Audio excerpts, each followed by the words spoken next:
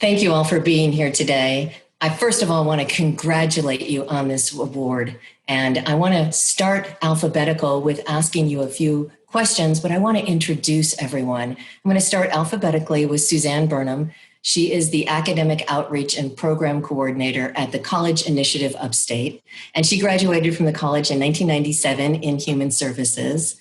And Chief Mike Catalano, Cortland City Police Department, graduated in 1979 in Criminal Justice. And Julie Niederhofer is a registered nurse at Hugo Medical Center. I'm so familiar with this.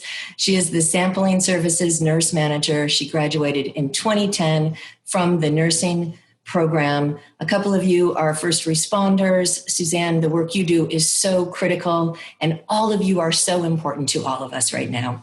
I'm going to get a little emotional because I think this award is so prestigious myself. So thank you all for being here. And I want to jump right into some questions. I'm going to start with Julie, and you right now are so, busy. So I want to ask you, how did your experiences at TC3 help you and prepare you for your career?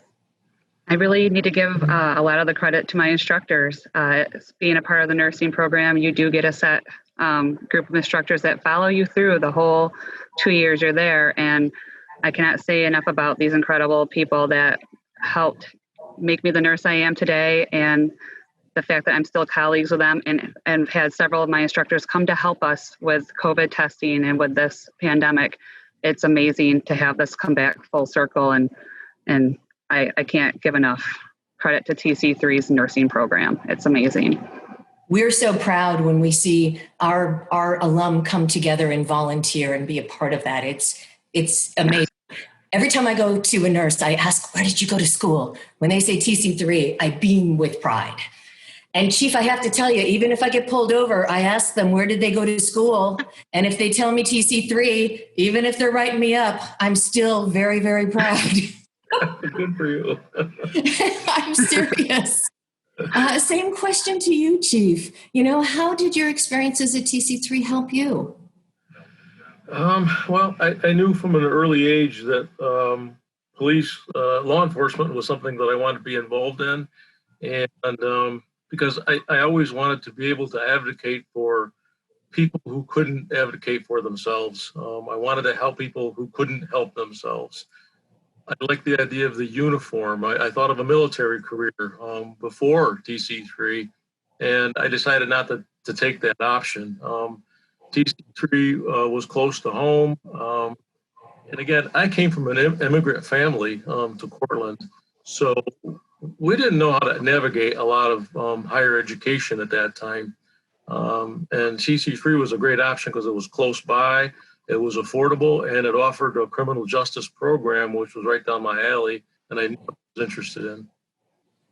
And you touch on such amazing things, because that affordability factor is still a huge part of the reason that so many folks choose TC3. I think that's so important. Suzanne, I see you're nodding your head, and I think that's really important. But before I ask you to answer this question, will you just tell us for a moment, explain the College Initiative Upstate? I think that's a really important piece of this puzzle. Well, College Initiative Upstate is a program of OAR of Tompkins County. OAR of Tompkins County has been around 45 years in 2021, specifically serving the jail population and families of people in the Tompkins County Jail. College Initiative Upstate made its appearance as a program originally formed in New York City. They made their appearance in Tompkins County in 2016. An intern worked alongside the director of College Initiative Upstate, who started this program in the city. I came on board in 2017, and since then, the director and myself have specifically been working with judicially involved or past court involved or anybody who's ever been incarcerated, prison or jail, to engage or re-engage in higher education. It's all we do 7 days a week. The clock never stops. And so you went into human services knowing you wanted to help others. I did. Little did I know that this would be where I would end up. But the shoe completely fits for me. That's absolutely wonderful. So what advice, Suzanne, would you give for others who want to set off in a similar direction as you? You have to utilize the mentorship that's offered around you. you have to take advantage of the support from your community members, which you will find at TC3, which you will find from programs like College Initiative Upstate, possibly from people like Mike Catalano and his force. There are so many reasons that I would recommend going to TC3, but the mentorship that is offered at that campus is stellar, from student support services to instructors that are still on that campus today that I was with in 1997. People like Alexis Dangle, Scott Oakes, Ian Cameron. Isn't that amazing? There are amazing people who have long tenure there, and there are some new up-and-comers who are putting their mark out there, and they all work together so seamlessly. And I love seeing that hand in hand, working together to give students opportunities and to place them in the community. I see it all the time, and it's a phenomenal experience that I enjoy. Chief, I love when I see those students out in their internships, doing ride-alongs, having experiences. You know, what do you say? What advice do you give to a young person who comes to you and says, I think I want to get into this field? And by the way, one of my classes is an elective that a lot of criminal justice majors take. So I see a lot of folks who want to be in your area. Well, the first thing I would say to them is to go on to get further education beyond high school, because in order to get into law enforcement, typically you've got to be pretty close to the age of 21 before you can be hired. So you've got that gap from usually the time you graduate from high school till you're eligible to be hired.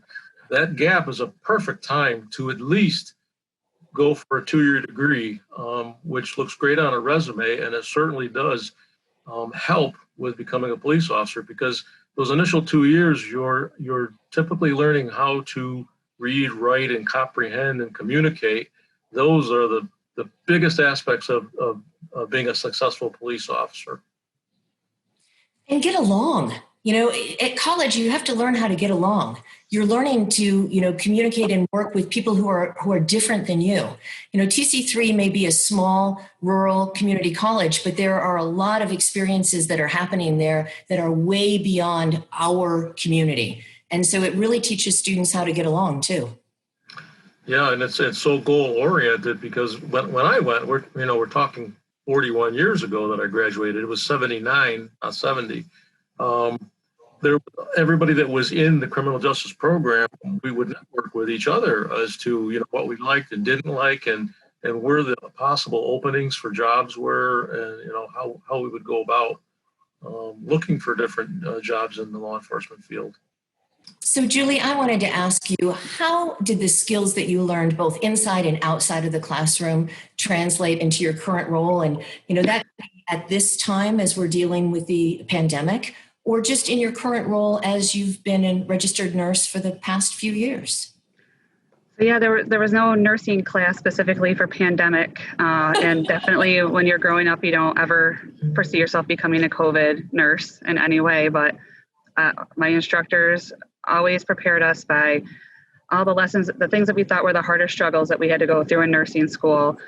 If you take them as lessons learned and that you can get through those struggles, you know you can apply them to anything that comes your way. And with this pandemic, it has definitely pushed my flexibility and discipline, responsibility to new levels that I never realized I was capable of. But I can always look back to my instructors and my classmates that I think, Suzanne, actually, you really hit this on the head. It is a family type experience at TC3. You're never in this alone. You always have somebody that has your back that you can turn to when you think that you can't get through another day, or you have something come at you that you've never seen before, because there is no playbook for COVID. We are writing it as we go right now. You can lean on the advice from your instructors, and you know your fellow classmates and classmates that you might not have graduated with, but TC3 is the family in the way that the nursing program, no matter what year you graduated from, you're working with these people. They're there for you, and we support each other. That is the big takeaway from TC3 is you don't graduate and walk out the door. You graduate with this community, this family that will follow you in your career and be there to have your back. And it's beyond priceless. It's beyond words that can be expressed. It's everything. Julie, you're so right. And, Suzanne mentioned, a few names, Alexis, who I've seen, stay up late to get people housing, Jane, who I've seen, drop everything to take a student somewhere and make sure that they're okay. Scott Oakes has done so much for so many students, including my own daughter who came through, and my son who came through the program in criminal justice.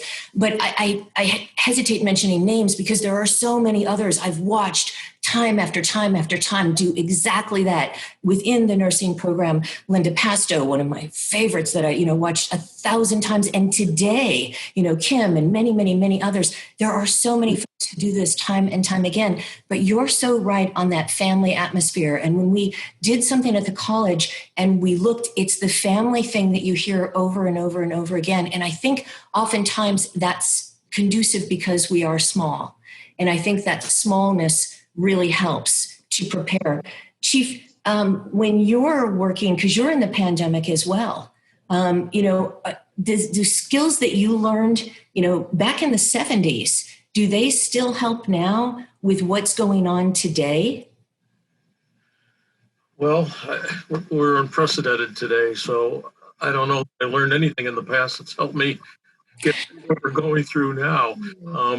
But I did want to say, when you were talking about the faculty and being family, my advisor back then was a fellow by the name of Jim Nichols. I know him well. And he was there forever, and we had a great relationship, and he helped me out a lot. Well, many, many years later, I decided to get a bachelor's degree through SUNY Empire State. And he was my mentor for that. And he absolutely helped me even more getting a bachelor's degree in that stage of my life when I had so much going on. And the connection that we had from way back in the 70s never left. And it was just a great opportunity. And that, that was even happening at the college. He had an office at the college, doing that work. And isn't that a wonderful exchange where even though folks retire and they leave, they don't really leave. They still have a connection at the college working with folks and continuing on. It's like, once you're part of the family, you stay with the family. And I think that... And he followed me. He knew what I was doing. He knew where I was at each stage, at each promotion. Absolutely. On par with everything. Yeah. Suzanne, I want to jump in and say, who's had the greatest influence on you? Well, I just want to say and give a plug also for Jim Nichols, who was also my mentor when I went on to get my bachelor's degree at SUNY Empire State College. All those years later, not only did he follow me then, Mike, but he knew what I was up to in between graduation in 97 and up to 10 years ago. I just couldn't believe it. So yeah, quite the story with family at TC3. I love that. Outside of TC3, the biggest influence on my life has been my own dad. My dad is a Christ follower, and that wasn't always so big for me in my life. But I'll tell you, now that I'm 55 years old, when I look back, my dad has taught me the most valuable life lessons regarding justice and mercy, and has really helped to form me into the woman that I am today, teaching me about unconditional love.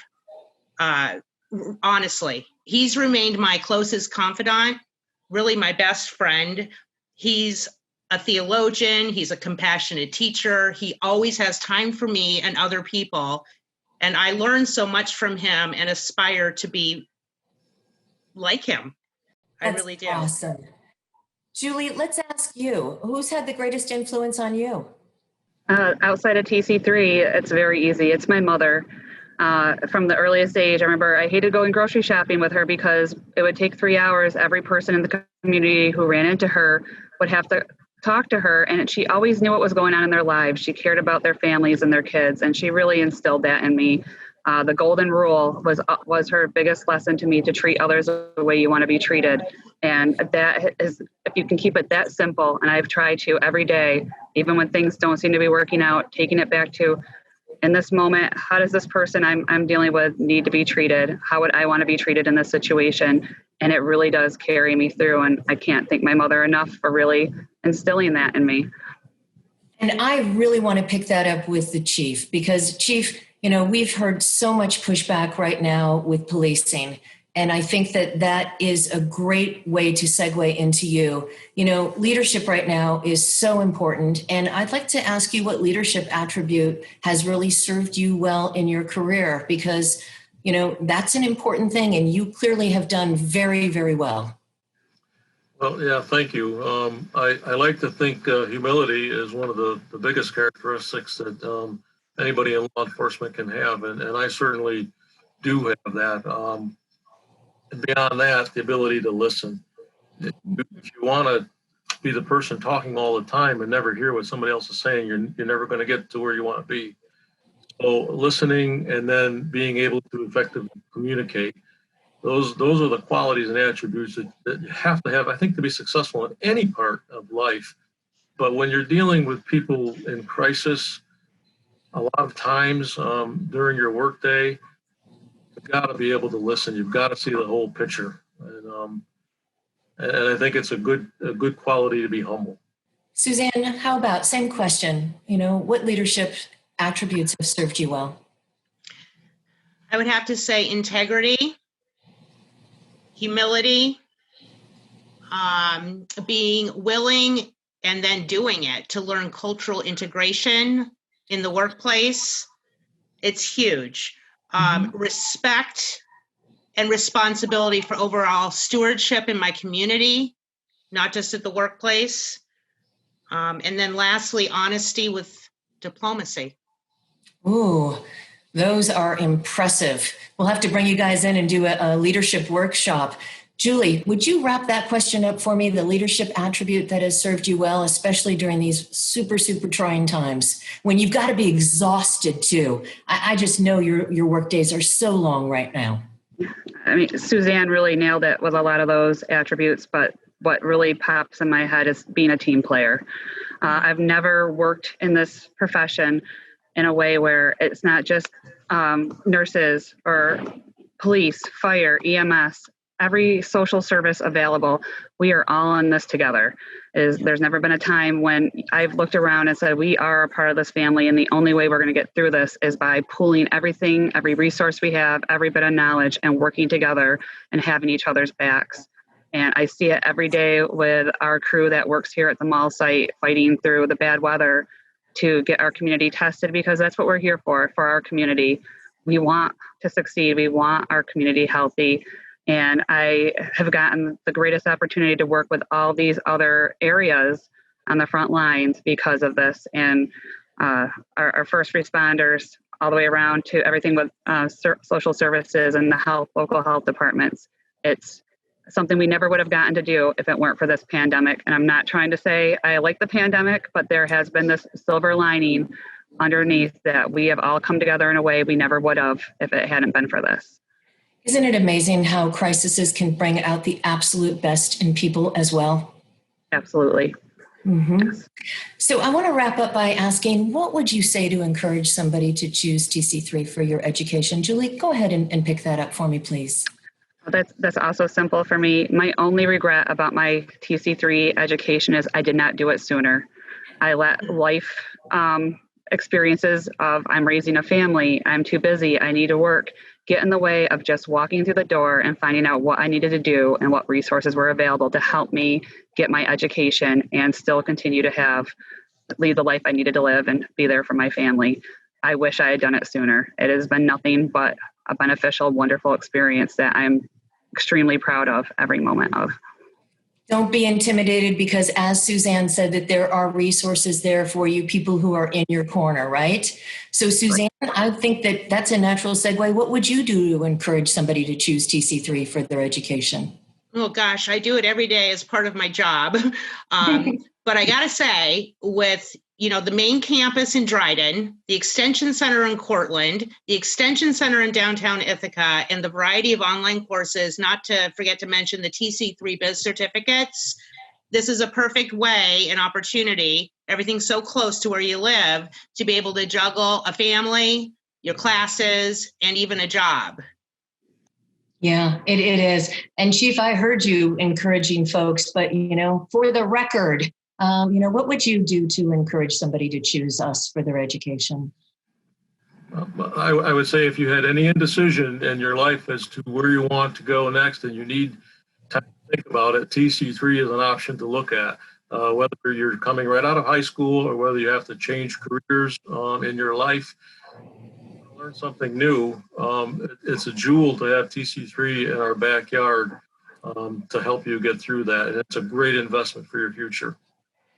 Well, I am so honored and thrilled that you all chose TC3. And I'm so proud that you all have been selected for this very prestigious award. So thank you so very much. And right now we're going to toss things back to our provost, Paul Riffenheiser.